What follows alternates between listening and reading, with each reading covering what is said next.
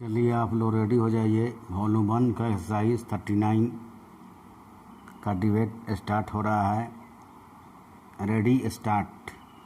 अध्यक्ष महोदय, मैं निवेदन करना चाहता हूं कि सरकार को यह निश्चय करना चाहिए कि इस बिल का सही उपयोग किया जाएगा। पुलिस को डाक द्वारा मत देने का अधिकार दिया जा रहा है, वह सही है। वह अधिकार इससे पहले ही दिया जाना चाहिए था, लेकिन आजकल चुनावों में जो गड़बड़ी होती है उसको दूर करने के लिए सरकार को मूल अधिनियम में संशोधन करना चाहिए। माननीय सदस्य ने अभी कहा कि इस बिल पर ज़्यादा वाद विवाद नहीं होना चाहिए, लेकिन हम विरोधी दल के लोग जानते हैं कि जूता कहाँ काटता है। अगर कांग्रेस पार्टी चुनाव से पहले गद्दी छोड़ दे और सरकार में न रहे, तब हम देखेंगे कि कांग्रेस को कितने वोट मिलते हैं। चूँकि चुनाव के समय कांग्रेस पार्टी के हाथ में सरकार रहती है, इसलिए उसको इतने वोट मिल जाते हैं। मैंने मध्य प्रदेश में देखा है कि हमारे कुछ कर्मचारियों को आरोप लगाकर पकड़ लिया गया है। इस संबंध में न्यायाधीश का निर्णय वहाँ की विधानसभा में पढ़कर सुनाया गया है। पुलिस के वोट लेने के लिए ही यह बिल लाया गया है। हमें डर लगता है कि पुलिस पर दबाव डाला जाएगा।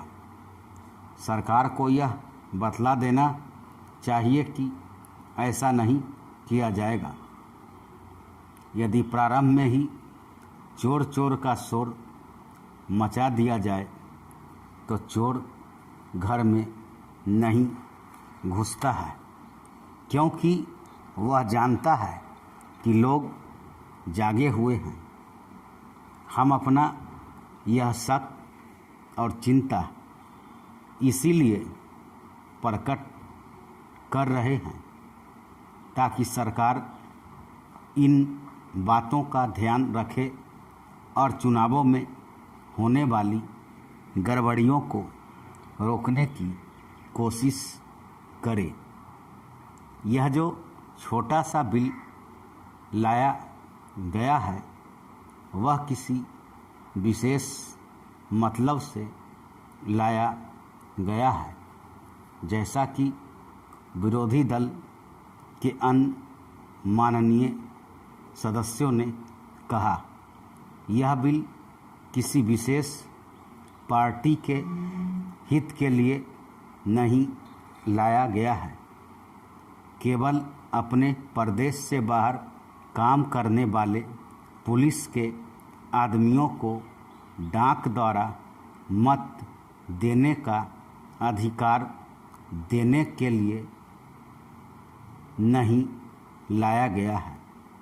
मैं निवेदन करना चाहता हूं कि अभी देश में वे स्थितियां पैदा नहीं हुई हैं जिनमें वह अपनी मत के अनुसार जिसको चाहे वोट दे सकें। सदस्यों ने कहा है कि मध्य प्रदेश के लोग जो नागालैंड में हैं, बेशक उनको यह अधिकार देना चाहिए, लेकिन इसके साथ साथ यह भी कहा जाता है कि हमारे राज्यों में पुलिस के लोग हैं। धन्यवाद।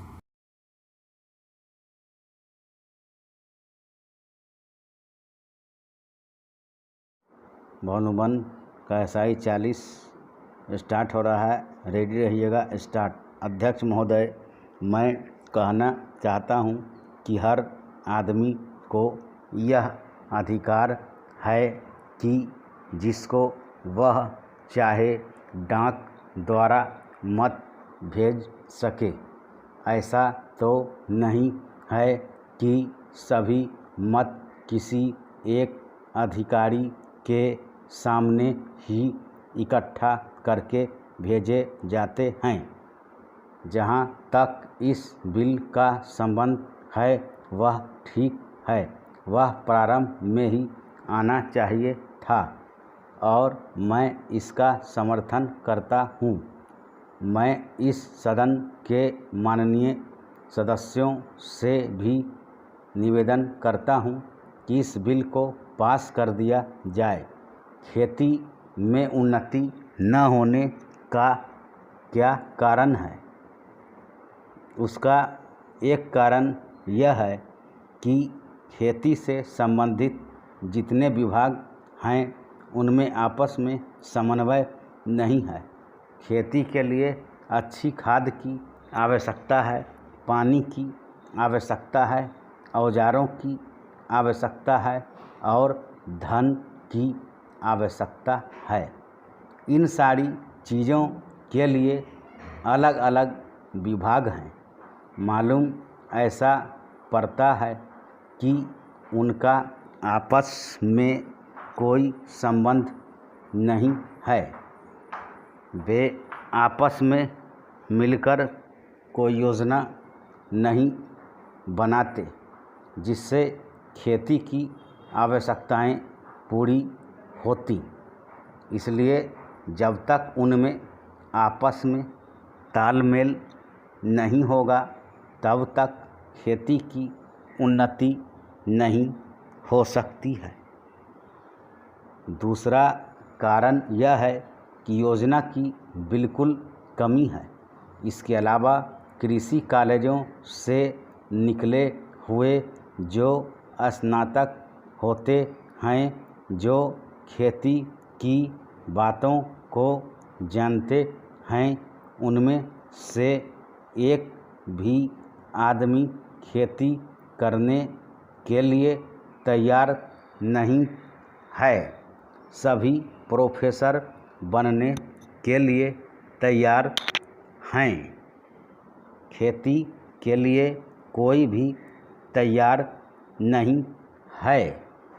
एक बात मैं माननीय मंत्री जी से विशेष रूप से कहना चाहता हूँ। अधिक उपज न होने का एक कारण यह है कि जो खेत में काम करते हैं वे उसके मालिक नहीं हैं।